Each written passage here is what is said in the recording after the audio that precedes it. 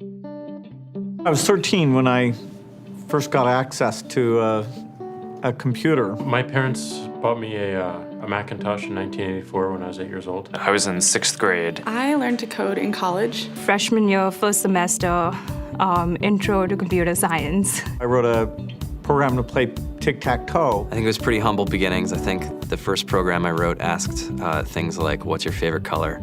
Or how old are you? I first learned how to make a green circle and a red square appear on the screen. The first time I actually had something come up and say, hello world, and I made a computer do that. It was just astonishing. Learning how to program didn't start off as wanting to learn all of computer science or trying to master this discipline or anything like that. It just started off because I wanted to do this one simple thing. I wanted to make something that was fun for myself and my sisters. And I wrote this little program and then basically just add a little bit to it. And then when I needed to learn something new, I looked it up either in a book or on the internet and then added a little bit to it. It's really not unlike kind of playing an instrument or something, or playing a sport.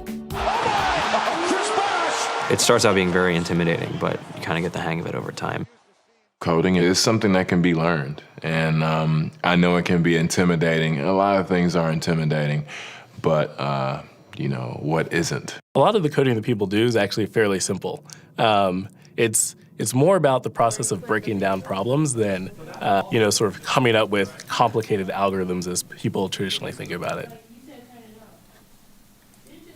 You don't have to be a genius to know how to code. You need to be determined.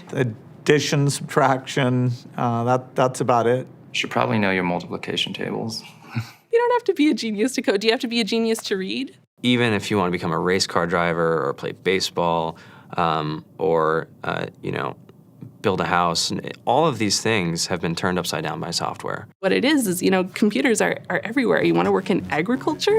Do you want to work in entertainment? Do you want to work in manufacturing? It's just all over.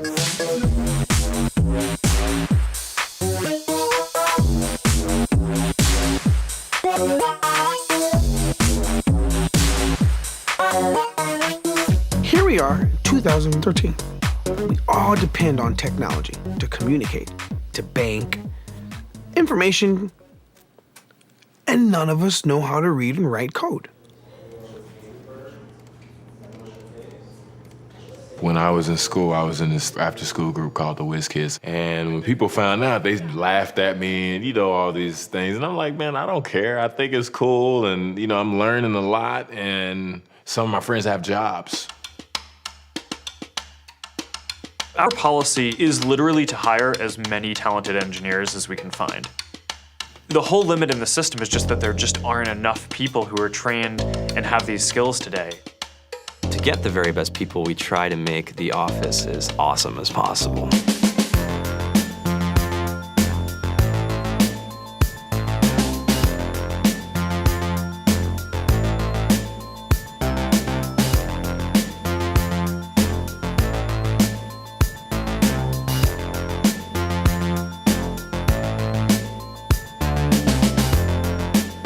We have a fantastic chef, Free food, breakfast, lunch, and dinner.